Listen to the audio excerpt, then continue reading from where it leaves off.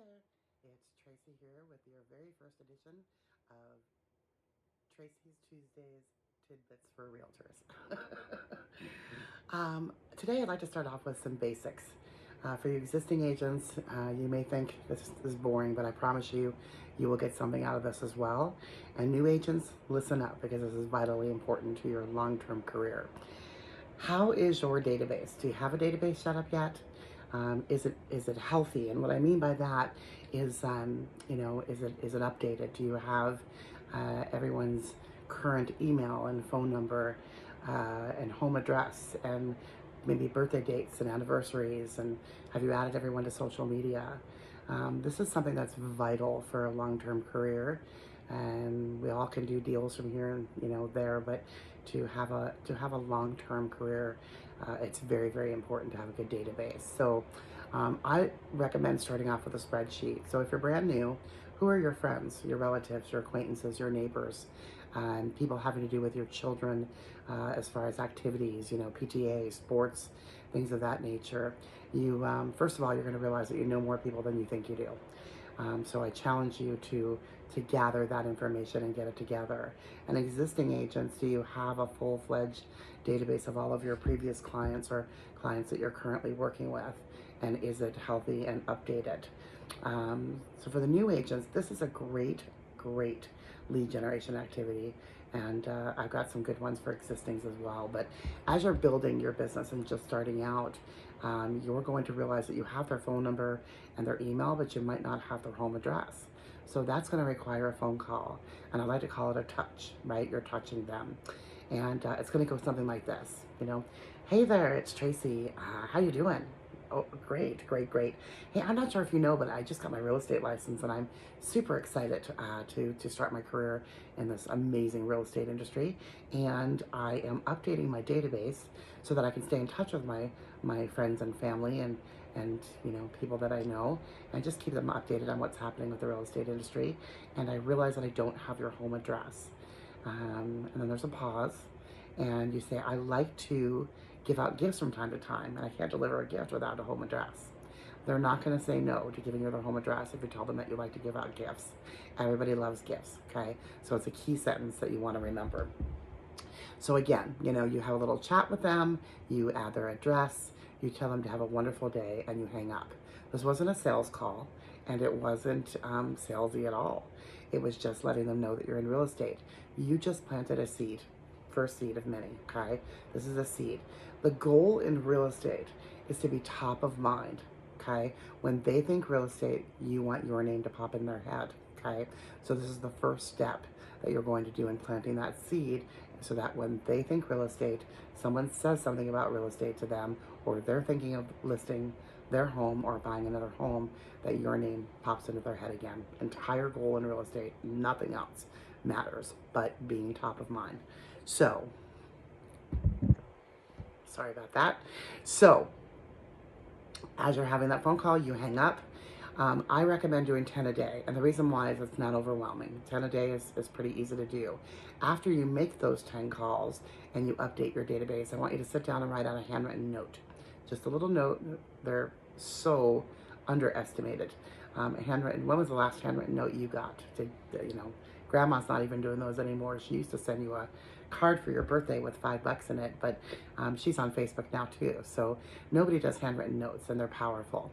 So sit down, write a handwritten note, and say it was great catching up with you, or enjoyed our chat, whatever the case may be. Put in your business card and mail it off. Okay, that's touch number 2. You've now planted another seed without being salesy, without asking them for anything, just reminding them that you're in real estate, okay? Then, after that, you have to have a plan. I require that my clients have their full year of how they're going to stay in touch with their clients in November. It needs to be done for the future year. So it may look like, January you're going to do a newsletter. In February you may do a Valentine's Day pop by. I love my clients. In March it may be a phone call. In April it may be a client appreciation party. Whatever that looks like, but every month it's mapped out in the beginning of the year. You know exactly what you're going to do and how you're going to stay in touch with them. Now let me talk to the existing agents for a minute. If you've been in the business a year, 5 years, 20 years, do you open your database every day? Do you look at it? Is it healthy? Does it have all the updated information?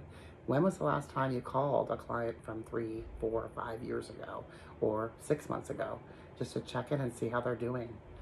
Let's face it, this last year and a half has been rough on the United States, okay? Everybody's got a story. Everybody's, had issues and has dealt with this, pandemic in different ways. And I think just making a call to your existing database and saying, how you doing? I'm updating my database, saw your name, thought of you, and just thought to give you a call. You're going to be shocked and amazed at the people that might say, I'm in trouble, or I'm behind on my mortgage, or I'm in forbearance and I haven't paid my mortgage in a year, or my sister is in trouble. They don't know that they need you until you call, until you reassure them. You might just be a resource for them to connect them to a lender or somebody else to help them, or, you might be able to list their home and save them from foreclosure. The country as a whole, I believe, still has a ton of equity if you've owned your home for over a couple of years. So I think that most homes could be sold for a profit and get them out of that forbearance if they're in it or facing foreclosure or, any number of things. So a lot of people just want to downsize after last year. They're looking at their lives and going, well, do we need this much space? And they start to think about that. Or it may be the opposite. They may be working from home and need more space. So again, I think that phone call of touching base with them and just seeing how they're doing may result in great things. As an existing agent, we want to stay in touch with our clients. We really do, but we get busy, and new agents, listen up as well, because as you start to do transactions, you'll realize that there's a lot involved and a lot of moving parts, and you start to do inspections and appraisals and resolutions and, renegotiating contracts, and you get busy and you forget to do this. So it should be a goal to be touching your database, and calling 5 to 10 people a day, or touching them in some way, 5 to 10 people a day. If you run out of people to add to your database because your entire sphere is in there, new agents, then that means you have to go meet new people, right? I used to do a fun thing to where I'm a very visual person, and I used to put a container of crayons on my desk every day when I went in, and I put 10 crayons there. Sorry, I keep getting texts and phone calls. I put 10 crayons there, and my goal was that I couldn't leave at the end of the day until all 10 crayons were gone. And the 10 crayons were contacts. It was calling my database, it was touching base, or adding someone new to my database. But I had to talk to 10 people before I could leave for the day. And there were many days that I would be super motivated and the 10 crayons would be gone by noon. And there'd be other days where I still had 5 left and it was 6 o'clock. And it helped me as a visual person to know that I was doing what I needed to be doing to keeping my business growing. Whether you're a realtor, you're a loan officer, it really doesn't matter what business you're in.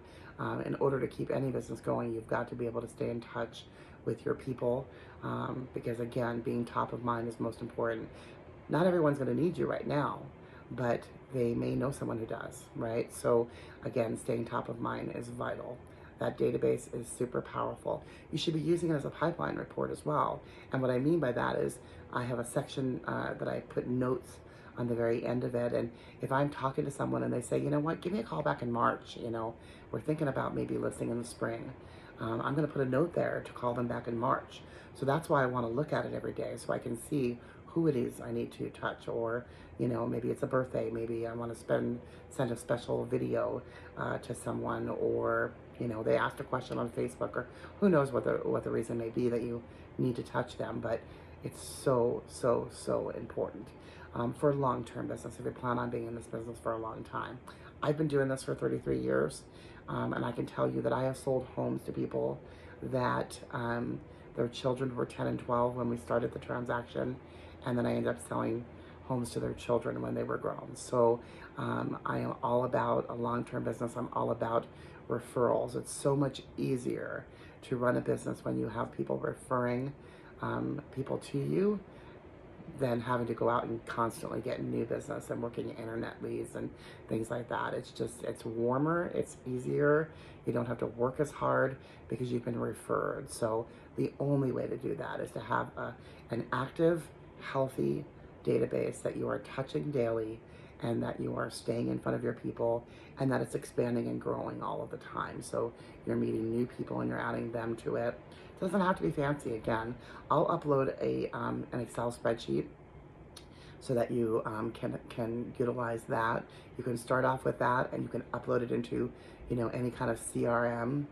One other note on this database, I think it's vitally important that you don't start off with an email campaign. I don't know about you, but I hate emails. I think I have something like 20,000 emails unread. I know. Most of them are not my business email though, but I hate emails. I hate emails, especially from people that I don't know. If I know you, and that's what I do, I scan through my email, and if I see someone that I know, I open that email. If I don't know you, I'm not going to read it. So I am a firm believer in you need to earn the right to send an email. And what I mean by that is just, what I said. You can't expect someone to read your emails if they don't have a personal relationship with you. So work really hard to build that personal relationship, whether it's Popeye gifts or phone calls or birthday messages or things of that nature. Build that personal business, that personal relationship. I believe that you need to break bread with people and have lunch or coffee, and then you send the emails. Then you set them up on the email campaign, because then they will open your email because they care, because you've created that personal relationship. So I hope this helps all of you. I hope that you have gotten something from this, and I look forward to seeing you next Tuesday. Take care.